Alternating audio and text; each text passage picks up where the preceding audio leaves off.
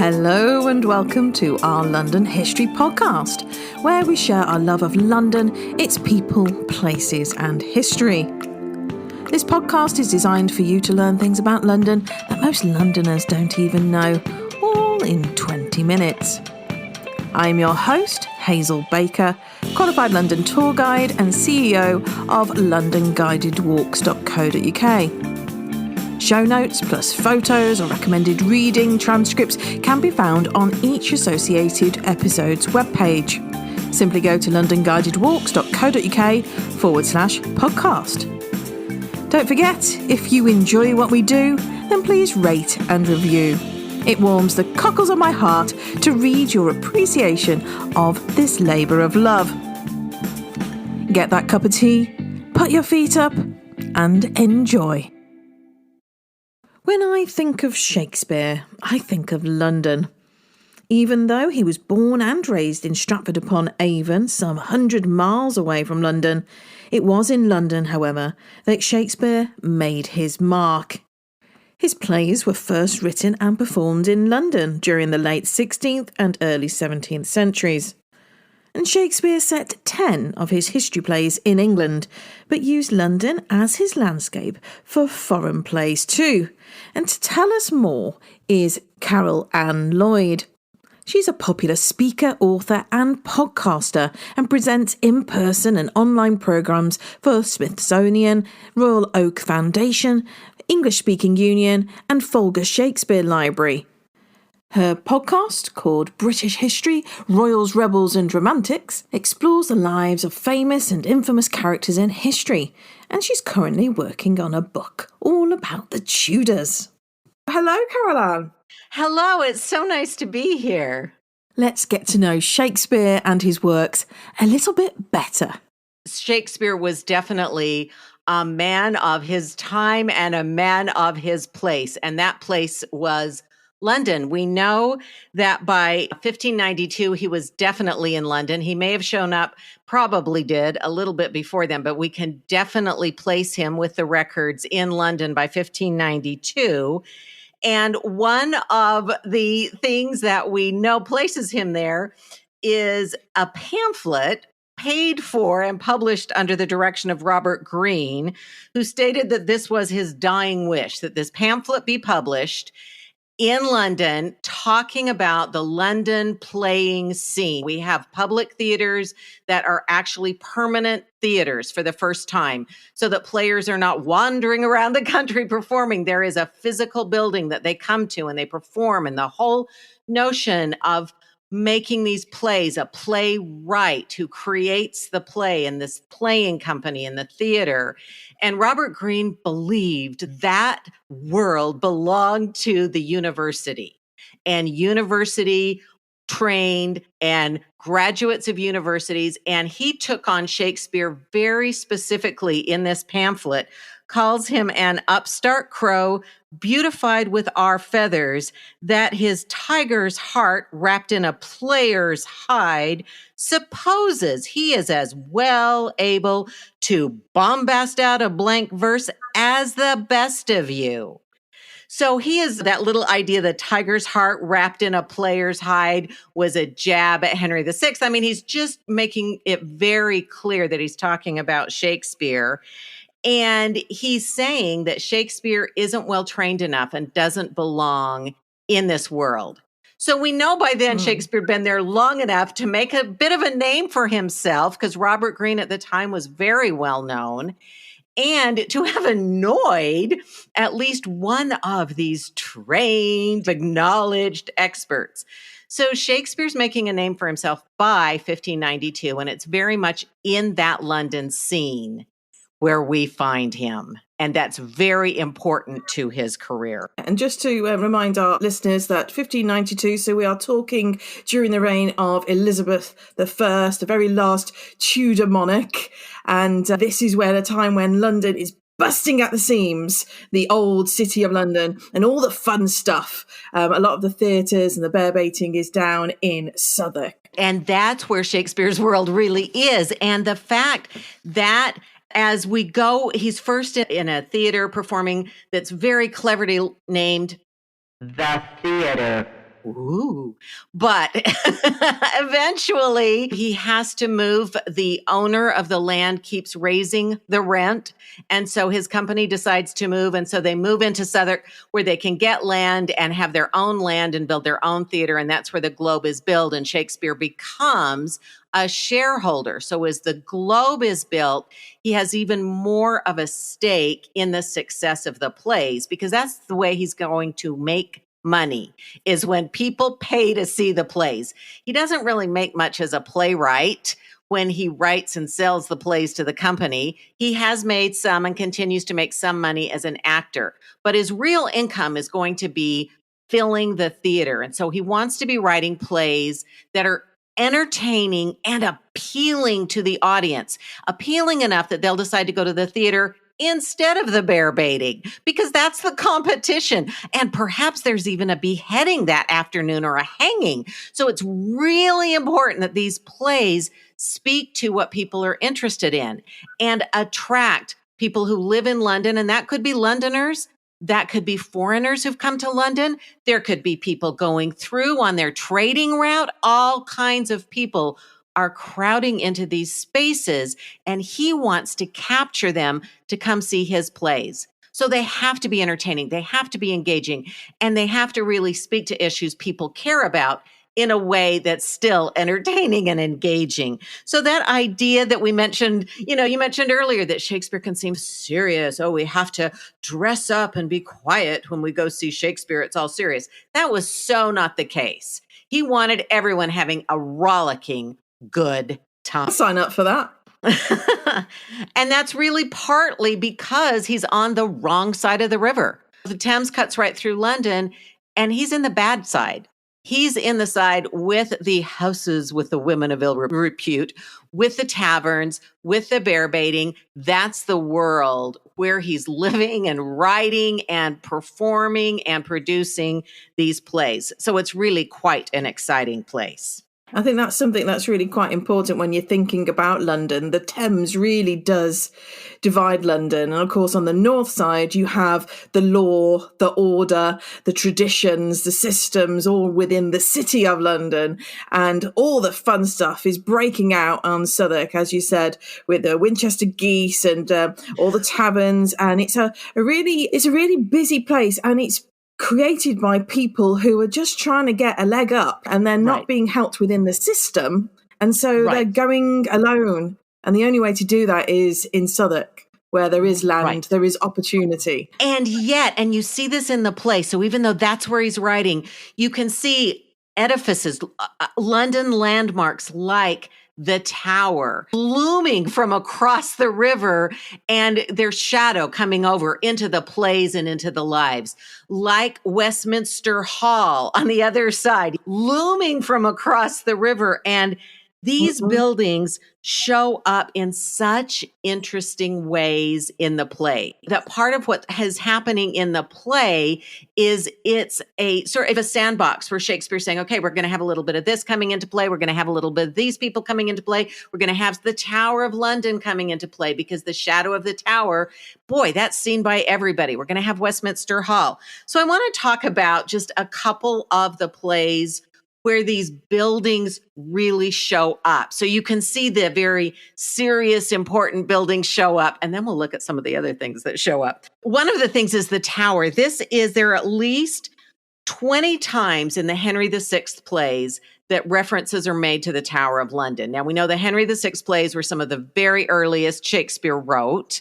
There are 3 parts of Henry VI. He probably started with part 2, and then wrote part 3, and then went back and wrote part 1. It appears from the records they were not written chronologically. He started in part 2 when the action was already underway, and it wasn't for a while that he went back and set everything up.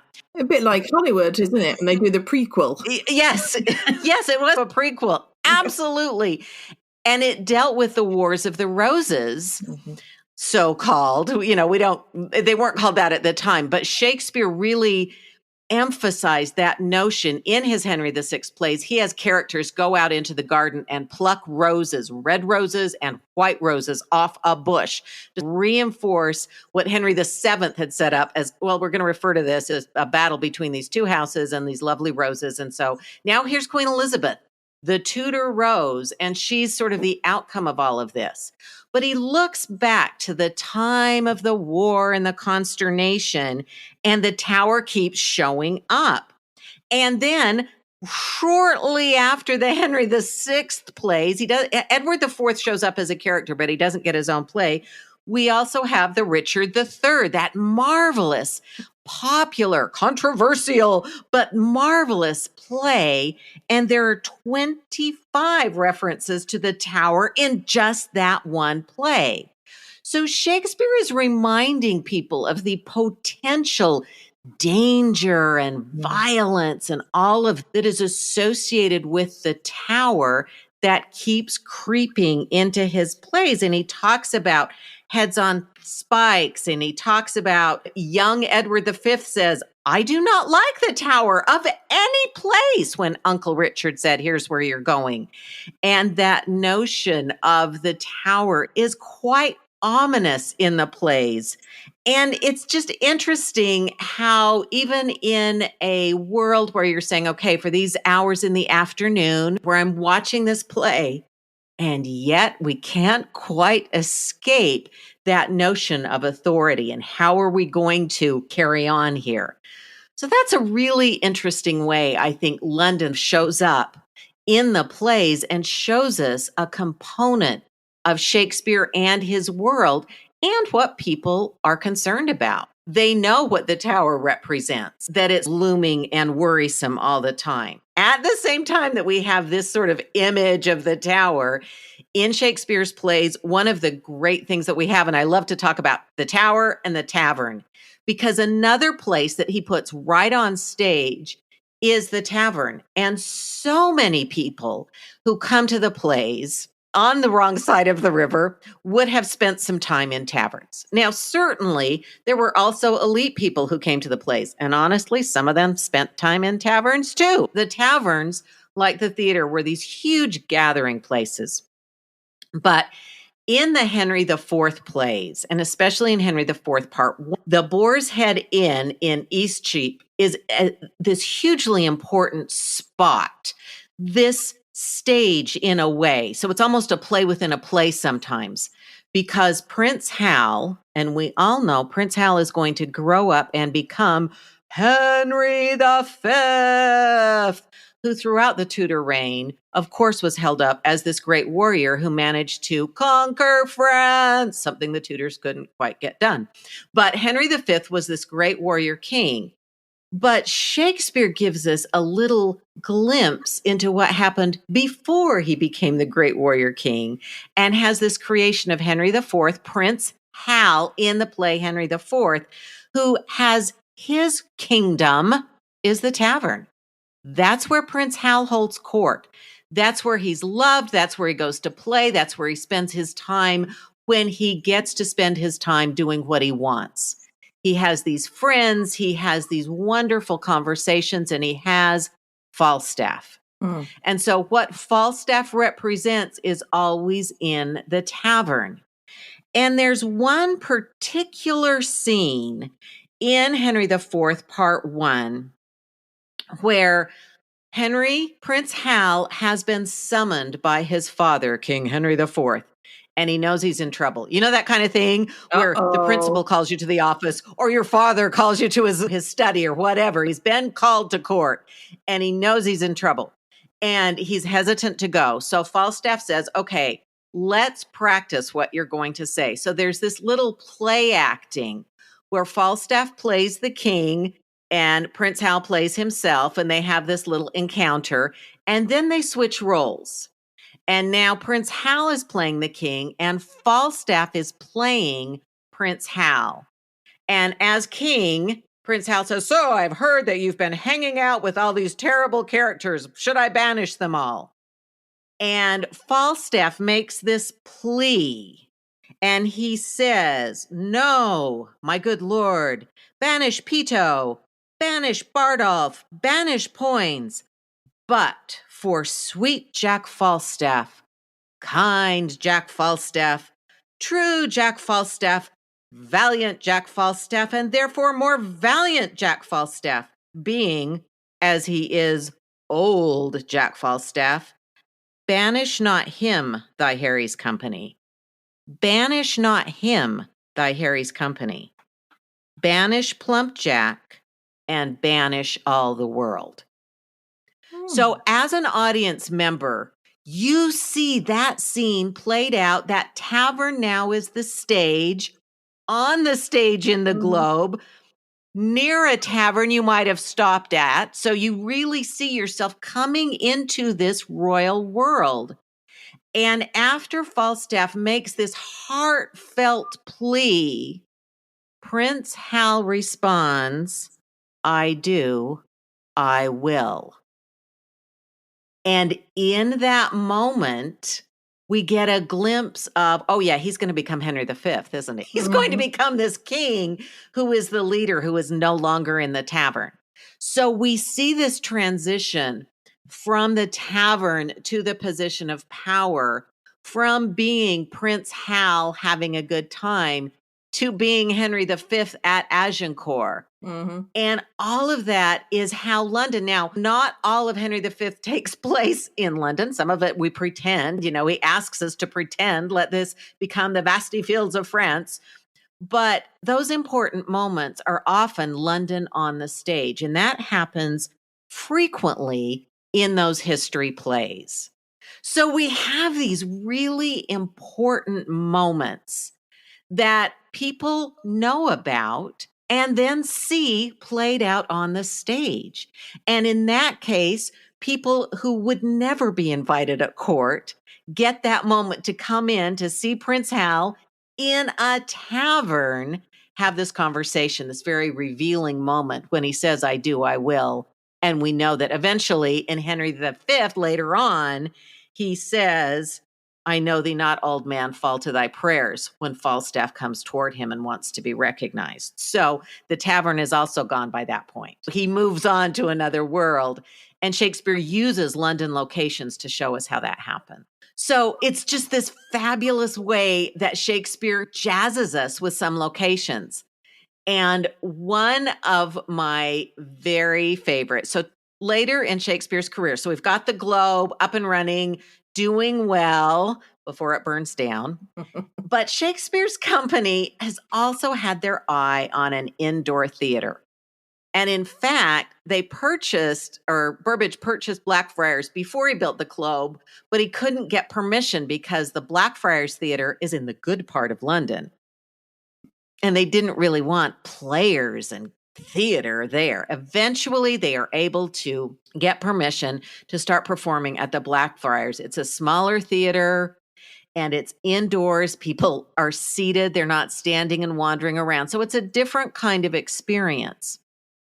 But one of the most fascinating things is later in Shakespeare's career, when he, along with Fletcher, writes the play Henry VIII, subtitled All is True, which is just hilarious when you think about Henry VIII and the way he presents himself. So much is not true. But anyway, be that as it may, pretty ironic. But in Henry VIII, All is True, there's a really important moment and this is in the play, where Henry's first marriage to Catherine of Aragon is put on trial. Historically, that trial took place at Blackfriars Church. In that moment, everyone was Catholic. This was the beginning of the religious tension that is still reverberating dangerously in Shakespeare's time. This is still something that people are facing every day. We call those religions now Catholic and Protestant. Of course, the terms we use now did not mean the same thing then. But there are these two camps, and Protestantism is splitting into different factions. And so we have all of this religious tension.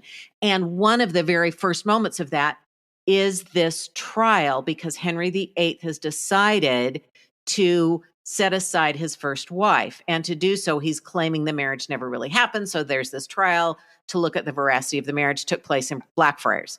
Now, between the time that took place in the reign of Henry VIII. And now in the reign of Elizabeth, the Reformation has happened and the dissolution of the monasteries has happened. And Blackfriars has become a theater. Mm-hmm. So you could watch that scene, that trial scene, in the same building where it originally took place. And perhaps your parents, by Elizabeth's reign, it's very possible that your parents may have been involved or may have been a witness to the actual trial, the first playing out of this in this building. And now it is a part of this play that Shakespeare's bringing to you. So it's this really wonderful, and this is again toward the end of Shakespeare's career. So it's in the time of King James, but it's a time of looking back to the earlier queen. She's now gone there, a resurgence of nostalgia about Queen Elizabeth I that is happening during the reign of King James, that Shakespeare's tapping into just a little bit in his play Henry VIII. But he's also recognizing that religious tension that has lasted all these years and has not yet been resolved. And as we know, historically won't be resolved for hundreds of years. But to see that moment that happened in Blackfriars now being put on a stage in Blackfriars, is another way that London just shapes Shakespeare's plays. And he does that deliberately. He knows what he's doing when he sets these scenes in certain locations, and he reminds us all what this is really all about. Carol Ann, you have given me goosebumps. Oh, that's wonderful. We're going to pause our conversation for this week, and we will be doing part 2 of Shakespeare's London next week, just in time to celebrate the Bard's birthday. If you can't wait until then please do check out the show notes. I've got photos and images, including of the Boar's Head Inn, for example. But also you might want to listen to episode 77, where we talk about the DeLawns of Blackfriars. And these are the people that are trying to stop Burbage from opening his Blackfriars Theatre. And it'll give you a sense of that area at the time. And also, if you want to know a little bit more about the theatre and the Curtain Theatre in Shoreditch, then check out episode 50, History of Shoreditch. That's all for now. We'll see you next week.